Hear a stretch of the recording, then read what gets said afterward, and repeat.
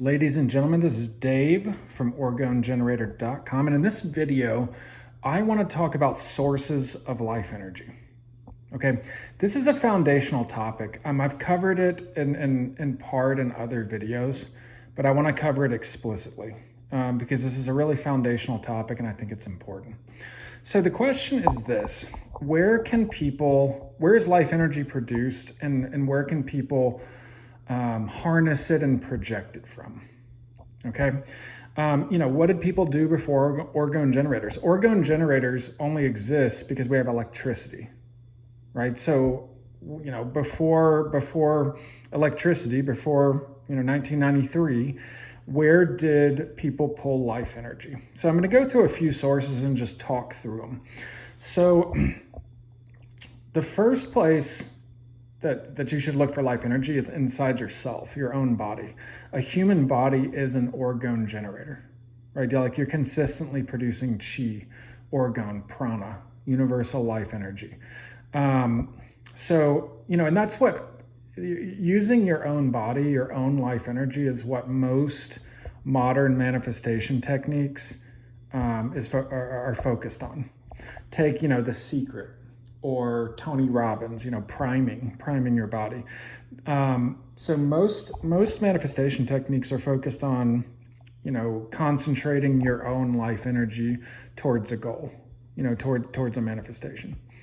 So that's one.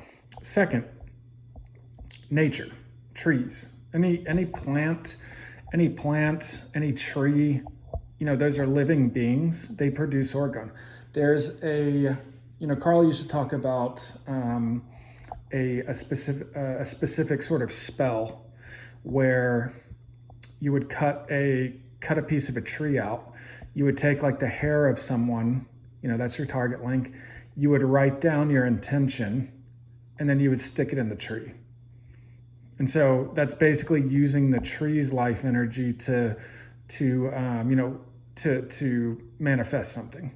As we've said before, like the basic structure of a manifestation is a target, a trend, which is a desired outcome, effect, or result, and life energy. So, if you've got a spell, that's just a form of operation. You've got hair, that's the target. You've got the written statement, that's the trend, and you stick it in the tree, and that is your life energy, right? Which is actually, it's pretty clever. So you don't have to think about it all the time. The tree is going to, keep producing life energy as long as it's alive, even if you cut a little piece out. Okay, so nature works. That's why throughout history, you see sages, gurus, religious figures go into nature and then come out having leveled up. They're going to high orgone environments. And potentially like running operations on themselves, tapping into it more. So that is that's like a really common storyline. So nature, and it doesn't just have to be living. Like imagine you had like a rushing river, or just like a part where there's a river rushing. That's going to be a high orgone environment because the motion, the movement. But nature is definitely a source of orgone. Other things that you might get life energy from. Both of these are going to be like Platonic forms. All right. So, and it's basically like the Platonic form of ritual and the Platonic form of an entity like the church, for instance. What do I mean by that?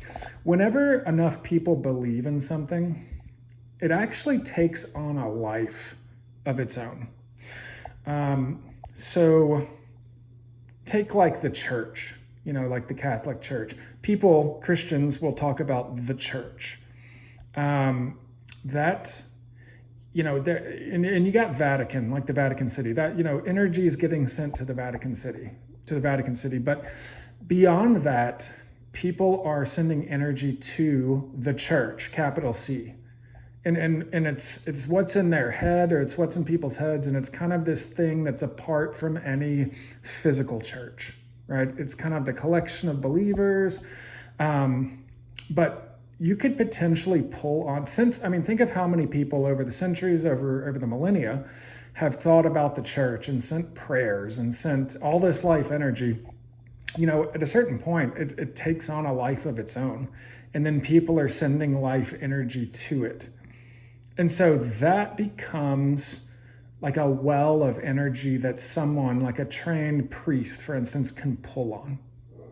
And ritual is really similar. So ritual is simply a channel for life energy. That's what ritual is for. Ritual is there to channel life energy more effectively. However, over time, the more people who do a ritual, believe in the ritual, ascribe meaning to the ritual, over time, the ritual itself becomes a source of life energy that the practitioner can pull on. Take like communion, for instance. Like, I'm not sure, quite how long Christians have been doing communion, but that's a very important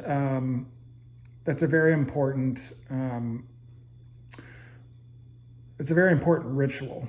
And so if enough people do a ritual and ascribe meaning to it, that ritual itself, even though you're doing the ritual, you can actually pull life energy from the ritual itself.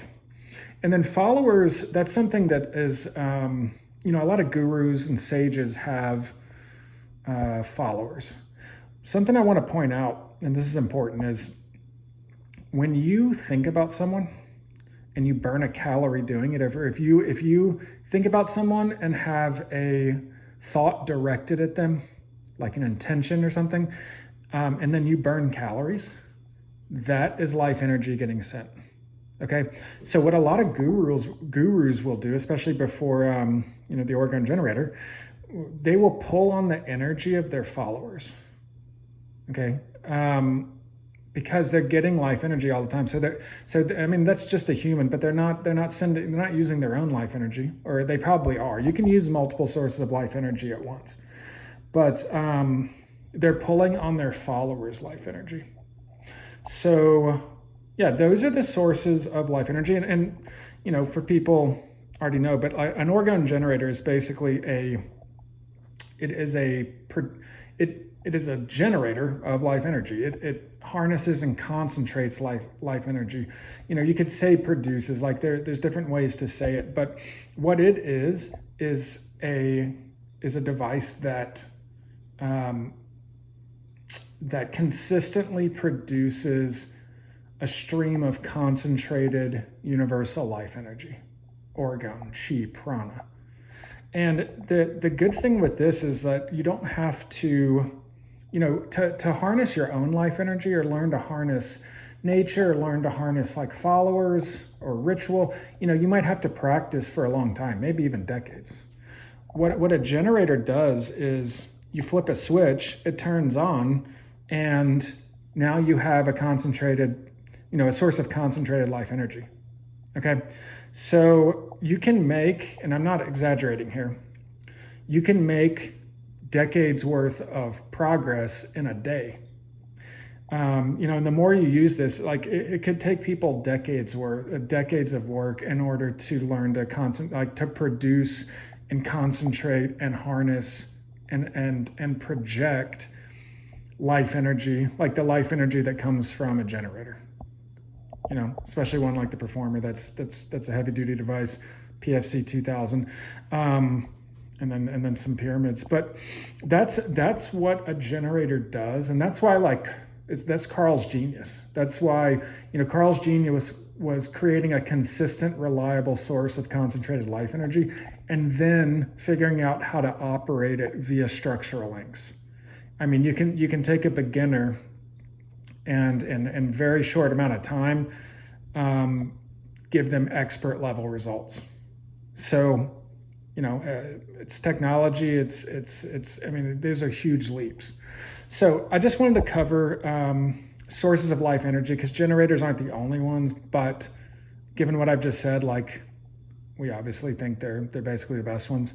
So yeah, consider sources of life energy.